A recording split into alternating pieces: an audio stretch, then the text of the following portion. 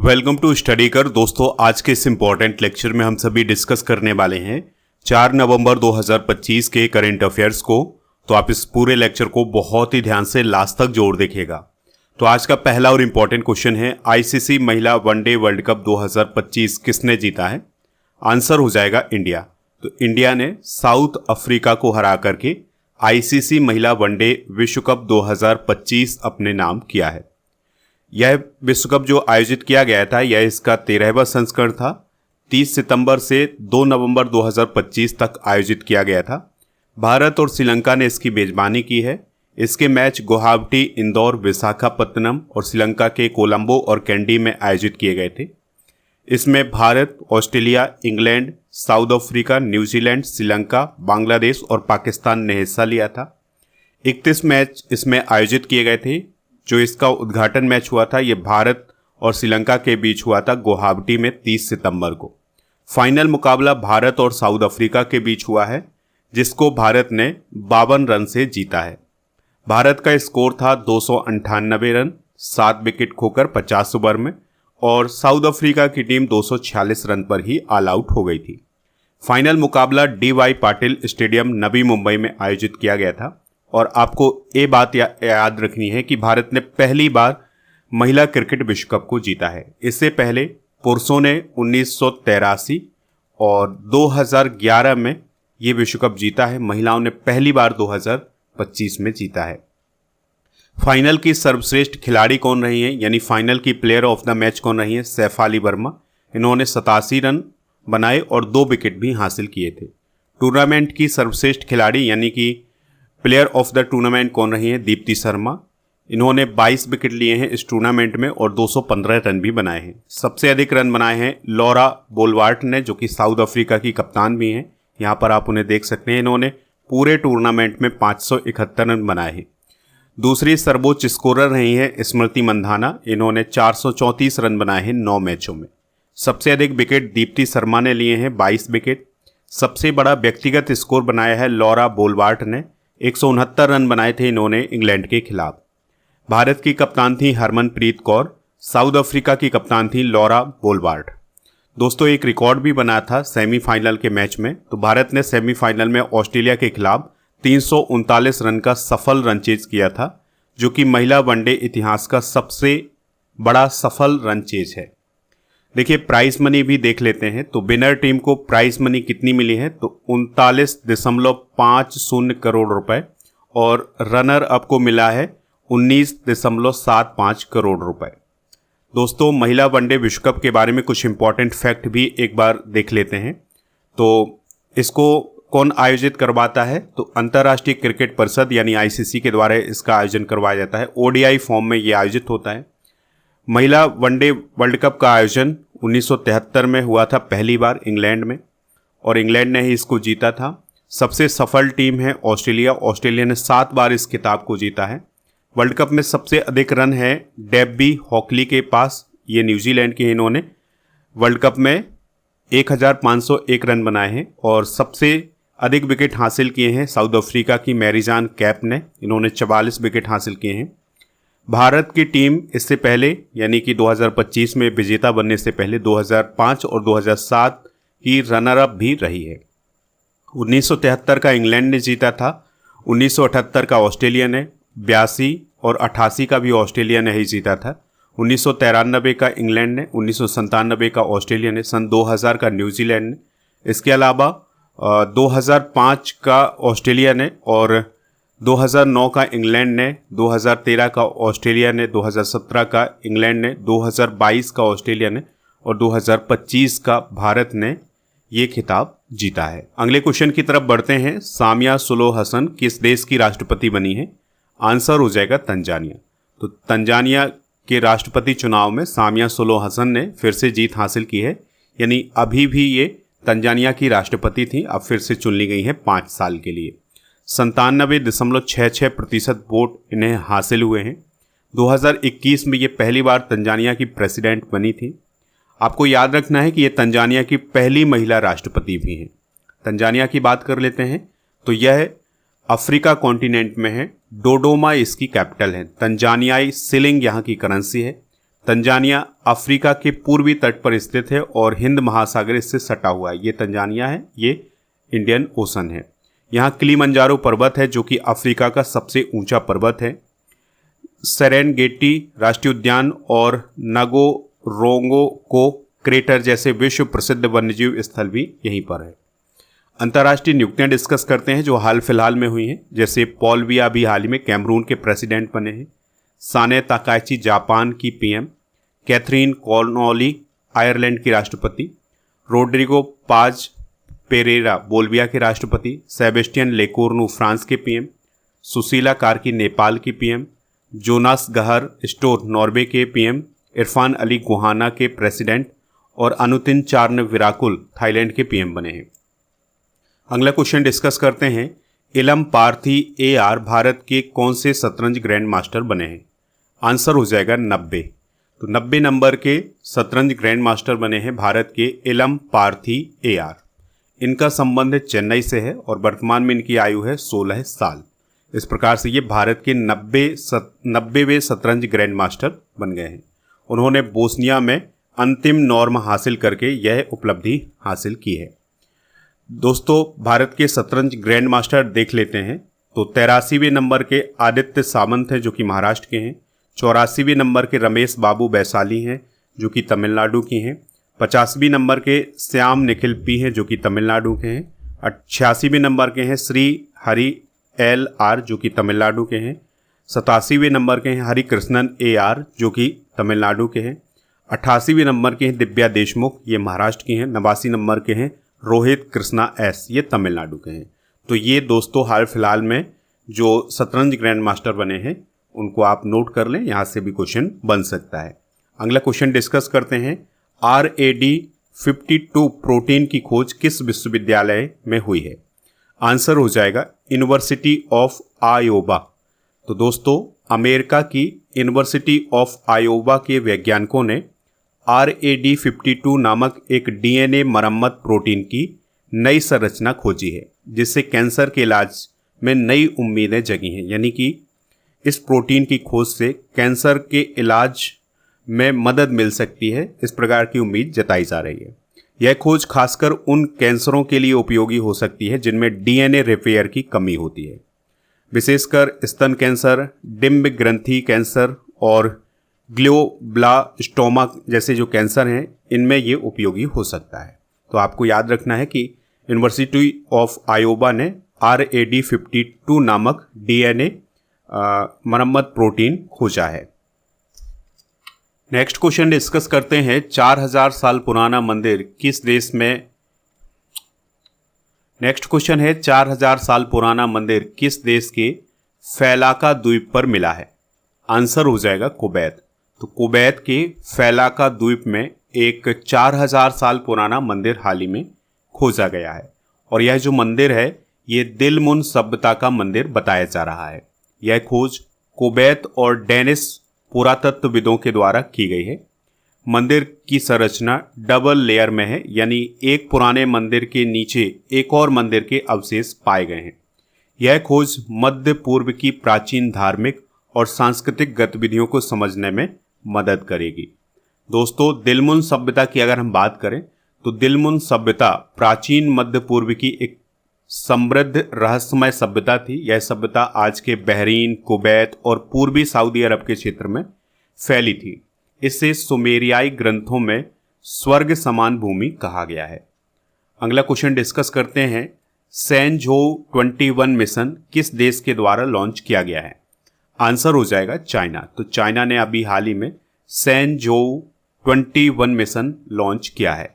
ठीक है, इस मिशन में देश का सबसे युवा यानी कि चाइना का सबसे युवा अंतरिक्ष यात्री। नेक्स्ट क्वेश्चन की तरफ बढ़ते हैं। क्वेश्चन काफी इंपॉर्टेंट है। सैनझोउ 21 नेक्स्ट क्वेश्चन है, सैनझोउ 21 मिशन किस देश के द्वारा लॉन्च किया गया है? आंसर हो जाएगा चाइना। तो चाइना के द्वारा एक मिशन लॉन्च किया गया है जिसका नाम है सैनझोउ 21। दोस्तों, इस मिशन में चाइना का सबसे युवा अंतरिक्ष यात्री भी भेजा गया है जिसका नाम है बू फेई। इसके अलावा इस मिशन के तहत 4 छोटे स्तनधारी यानी चूहे भी भेजे गए हैं। अब ये जो अंतरिक्षयान लॉन्च किया गया है या ये जो मिशन लॉन्च किया गया है, ये कहाँ के लिए लॉन्च किया गया है? तो चाइना का एक अंतरिक्ष स्टेशन है जिसका नाम है तियांगोंग स्टेशन, यहाँ पर भेजा गया है। ठीक है, तो चाइना ने अपना एक अलग से अंतरिक्ष स्टेशन बनाया हुआ है जिसका नाम है तियांगोंग स्टेशन। तो यहाँ पर सबसे युवा अंतरिक्ष यात्री बू फेई और 4 छोटे स्तनधारी यानी चूहे भी गए हैं। दोस्तों, ये जो मिशन लॉन्च किया गया है इसका उद्देश्य है जीव विज्ञान और अंतरिक्ष में जीवन पर शोध करना है। यह मिशन तियांगोंग अंतरिक्ष स्टेशन के लिए 7वां मानवयुक्त अभियान है। अब ये जो मिशन भेजा गया है इसके पीछे का लक्ष्य है चाइना का दशक के अंत तक चंद्रमा पर मानव भेजना और भविष्य में चंद्र आधार बनाना। चाइना की बात करें तो बीजिंग इसकी राजधानी है, शी जिनपिंग यहाँ के राष्ट्रपति हैं, युआन करेंसी है, मंदारिन भाषा है, क्षेत्रफल लगभग 9.6 मिलियन वर्ग किलोमीटर है। इस प्रकार से ये दुनिया का तीसरा सबसे बड़ा देश है। नेक्स्ट क्वेश्चन है, भारत का पहला इलेक्ट्रिक स्टील्थ ऑल टेरेन वाहन वीर किस कंपनी ने डेवलप किया है? आंसर हो जाएगा प्रवेग डायनामिक्स ने। तो दोस्तों, वीर भारत का पहला इलेक्ट्रिक स्टील्थ ऑल टेरेन वाहन है जिसे बेंगलुरु की कंपनी ने बनाया है जिसका नाम है प्रवेग डायनामिक्स। ठीक है, यह वाहन सेना के लिए डिजाइन किया गया है। यह सभी प्रकार के इलाकों में चुपचाप चलने की क्षमता रखता है, यानी कि इसमें आवाज नहीं होती है। ये दुर्गम, रेतीले, बर्फीले और पहाड़ी इलाकों में भी चलने की क्षमता रखता है। यह इलेक्ट्रिक बैटरी से चलता है, इस पॉइंट को आप याद रखिएगा। भारत में प्रथम घटनाएं डिस्कस करते हैं तो भारतीय नौसेना की पहली महिला फाइटर कौन बनी है? आस्था पूनिया।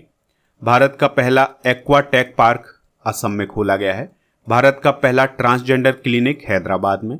भारत का पहला तितली अभ्यारण्य केरल में। समुद्री क्षेत्र में पहली गैर बैंकिंग वित्तीय कंपनी कौन है? सागरमाला वित्त निगम। योग नीति लागू करने वाला भारत का पहला राज्य उत्तराखंड।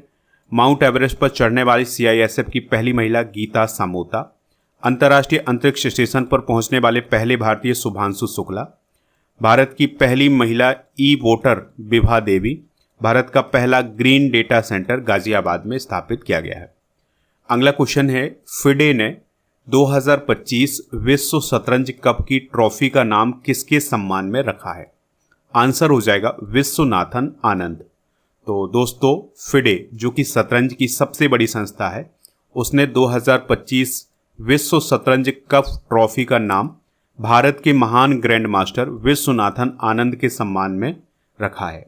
अब इस ट्रॉफी का नाम क्या होगा? विश्वनाथन आनंद कप। यह निर्णय उनके वैश्विक शतरंज में योगदान को मान्यता देने के लिए दिया गया है, यानी जिस प्रकार से विश्वनाथन आनंद ने शतरंज को योगदान दिया है उसको सम्मानित करने के लिए जो 2025 का विश्व शतरंज कप है उसका नाम विश्वनाथन आनंद कप किया गया है।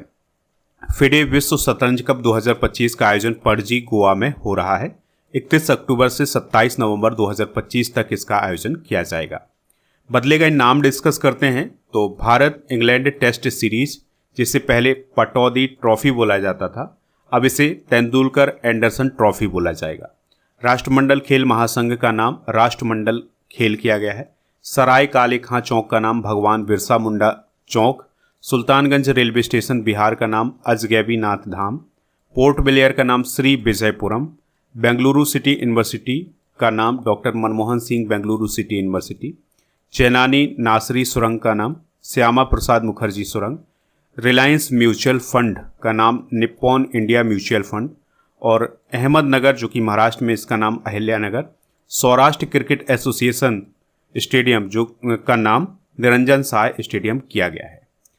नेक्स्ट क्वेश्चन है, बायोस्फीयर रिजर्व के लिए अंतर्राष्ट्रीय दिवस कब मनाया जाता है, यानी कि international day for biosphere reserve कब सेलिब्रेट किया जाता है? तो 3 नवंबर को ये दिवस मनाया जाता है।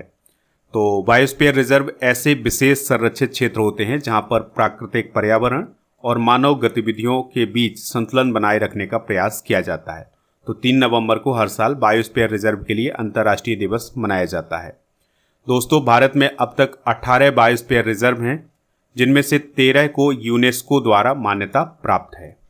भारत के कोल्ड डेजर्ट बायोस्फीयर रिजर्व जो कि हिमाचल प्रदेश में है, उसको सितंबर 2025 में यूनेस्को के विश्व नेटवर्क ऑफ बायोस्फीयर रिजर्व में शामिल किया गया है। तो ये पॉइंट भी आप याद रखिएगा।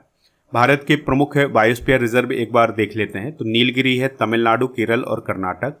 सुंदरबन है पश्चिम बंगाल। मन्नार की खाड़ी है तमिलनाडु। नंदा देवी है उत्तराखंड। पचमढ़ी है मध्य प्रदेश। कंचनजंगा है सिक्किम। कच्छ है गुजरात। मानस है असम। सिमलीपाल है ओडिशा। इसके अलावा ग्रेट निकोबार अंडमान और निकोबार द्वीप समूह में। अचानकमार अमरकंटक है मध्य प्रदेश छत्तीसगढ़। Cold desert Himachal Pradesh. देहांग देवांग अरुणाचल प्रदेश। नोकरेक मेघालय और पन्ना है मध्य प्रदेश में। अगस्तमाला है कर्नाटक तमिलनाडु केरल और शेषाचलम है आंध्र प्रदेश। डिब्रू सैखोवा है असम में। तो ये बायोस्फीयर रिजर्व आप नोट कर सकते हैं। बढ़ते हैं नेक्स्ट क्वेश्चन की तरफ। क्वेश्चन काफ़ी इंपॉर्टेंट है। छत्तीसगढ़ के नए विधानसभा भवन का उद्घाटन किसने किया है? तो प्रधानमंत्री नरेंद्र मोदी जी ने छत्तीसगढ़ के नए विधानसभा भवन का इनॉग्रेशन हाल ही में किया है। ठीक है, और ये जो विधानसभा भवन है ये नवा रायपुर में स्थापित किया गया है। यह भवन छत्तीसगढ़ की सांस्कृतिक पहचान और लोकतांत्रिक विकास का प्रतीक है। इसके अलावा पीएम मोदी जी के द्वारा कुछ और उद्घाटन किए गए हैं, जैसे भारत रत्न अटल बिहारी वाजपेयी जी की प्रतिमा का अनावरण किया गया है। वीर नारायण सिंह स्मारक का लोकार्पण किया गया है। 14,260 करोड़ की विकास परियोजनाओं की भी घोषणा की गई है। छत्तीसगढ़ की बात करें तो 1 नवंबर सन 2000 को स्थापना होती है। रायपुर राजधानी है। रमेन ढेका राज्यपाल हैं। विष्णुदेव साय यहाँ के चीफ मिनिस्टर हैं। विधानसभा की 90, राज्यसभा की 5, लोकसभा की 11 सीटें हैं। 33 जिले यहाँ पर हैं। राष्ट्रीय उद्यान इंद्रावती राष्ट्रीय उद्यान, गुरु घासीदास राष्ट्रीय उद्यान, कांगेर घाटी राष्ट्रीय उद्यान है। जीआई टैग है नागरी दुबराज चावल, जीरा फूल धान, वस्त्र डोकरा और वस्त्र लकड़ी शिल्प और वस्त्र लोह शिल्प, ये सभी छत्तीसगढ़ के जीआई टैग हैं। तो इस प्रकार से हमने आज के करंट अफेयर्स को डिस्कस कर लिया है। आप स्टडी करके ऐप को इंस्टॉल कर लें, जिसका लिंक डिस्क्रिप्शन बॉक्स में दिया गया है।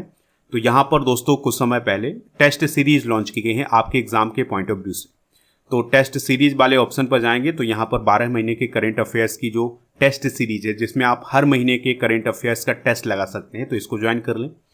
कंप्यूटर स्पेशल टेस्ट सीरीज भी लॉन्च की है, इसको भी ज्वाइन कर सकते हैं। लास्ट 6 मंथ के करंट अफेयर्स की ई बुक और मंथली करंट अफेयर्स की ई बुक, ईयरली करंट अफेयर्स की ई बुक हिंदी इंग्लिश दोनों मीडियम में आपको मिल जाएगी। राजा गुप्ता सर का जो अर्जुन जीएस फाउंडेशन बैच है वो आपको प्रीमियम कोर्स वाले ऑप्शन पर मिलेगा। यहाँ पर जाकर के आप इसको ज्वाइन कर सकते हैं। अच्छा, कूपन कोड यूज करना है आपको दिवाली 500, तो इसमें आपको छूट मिल जाएगी। मध्य प्रदेश की पुलिस भर्ती आई है तो इसके लिए भी बैच लॉन्च किया गया है, इसको भी ज्वाइन कर लें। GKGS foundation complete online batch आपको ऐप पर मिलेगा, तो इसको भी ज्वाइन कर सकते हैं। चलिए अब हम कल के करंट अफेयर्स को एक बार रिवाइज कर लेते हैं। एशियन यूथ गेम्स 2025 में भारत ने कुल कितने मेडल जीते हैं? 48। लेसेंट की रिपोर्ट के अनुसार भारत में 2022 में PM 2.5 प्रदूषण से कितनी अनुमानित मौतें हुई? 17 लाख। शिक्षा मंत्रालय ने किस कक्षा से AI को स्कूल पाठ्यक्रम में शामिल करने की घोषणा की है? कक्षा 3। नमित वीर सिंह बालिया का संबंध किस राज्य से, जो हाल ही में इंटरनेशनल मास्टर बने हैं? पंजाब। Dictionary.com ने 2025 का वर्ड ऑफ द ईयर क्या चुना है? 6-7। भारत ने पहली बार GI टैग वाली इंडी और पुलियान कुड़ी नींबू किस देश को निर्यात की हैं? UK। हाल ही में द लास्ट डे उपन्यास का हिंदी अनुवाद किस नाम से प्रकाशित हुआ है? अंतिम दिन। 34वां घदरी बाम्बिया द मेला किस राज्य में आयोजित किया गया है? पंजाब। इसरो ने CMS-03 सैटेलाइट को कब लॉन्च किया है? तो इसको लॉन्च किया है दोस्तों 2 नवंबर 2025 को। भारत में शुरू की गई पूर्णतः डिजिटल समुद्री मत्स्य जनगणना का उद्देश्य क्या है? मछुआरों को डिजिटल प्लेटफॉर्म पर रजिस्टर्ड करना। दोस्तों कल के करंट अफेयर्स में आपसे पूछा गया था कि जो इंद्र अभ्यास है ये भारत और किस देश के बीच होता है? तो ये भारत और रूस के बीच होता है। तो लगभग सभी लोगों ने इसका आंसर भारत और रूस बताया हुआ है। आज के जनरल नॉलेज के पिटारे में भारतीय संविधान के स्रोत डिस्कस करेंगे। जैसे ऑस्ट्रेलिया के संविधान से हमने समवर्ती सूची, संसद के दोनों सदनों की संयुक्त बैठक, व्यापार और वाणिज्य की स्वतंत्रता, जर्मनी के संविधान से आपातकाल के दौरान मौलिक अधिकारों का निलंबन, USSR जो कि अब रूस कहलाता है, वहाँ के संविधान से हमने मौलिक कर्तव्य, न्याय के आदर्श, सामाजिक, आर्थिक और राजनीतिक प्रस्तावना में लिए हैं, और साउथ अफ्रीका के संविधान से संविधान में संशोधन की प्रक्रिया, राज्यसभा के सदस्यों का चुनाव, और जापान के संविधान से कानून द्वारा स्थापित प्रक्रिया ली है। दोस्तों आज के जनरल नॉलेज आज आपके लिए क्वेश्चन है एंजल फॉल्स किस देश में स्थित है? जो भी इसका राइट आंसर हो कमेंट बॉक्स में हमें ज़रूर बताएं। और आप स्टडी करके ऐप को इंस्टॉल कर लें तो यहाँ पर आपको बहुत सारी PDF, ई बुक, कोर्स ये सभी मिल जाएगा, तो इनको प्राप्त कर लें। इसके अलावा दोस्तों आप हमारे टेलीग्राम चैनल को ज्वाइन कर लें जिसका नाम स्टडी कर ऑफिशियल है। GK GS की ये सभी ई बुक आपको ऐप पर मिल जाएंगी, तो इनको प्राप्त कर लें। 1000 स्टैटिक GK की PDF, 1000 topic wise current affairs की PDF ऐप पर मिलेंगी, तो इनको प्राप्त कर सकते हैं। टेस्ट पास वाले ऑप्शन पर आपको डेली करेंट अफेयर्स का टेस्ट और 4000 से अधिक टेस्ट मिलेंगे 1 साल की वैलिडिटी के साथ।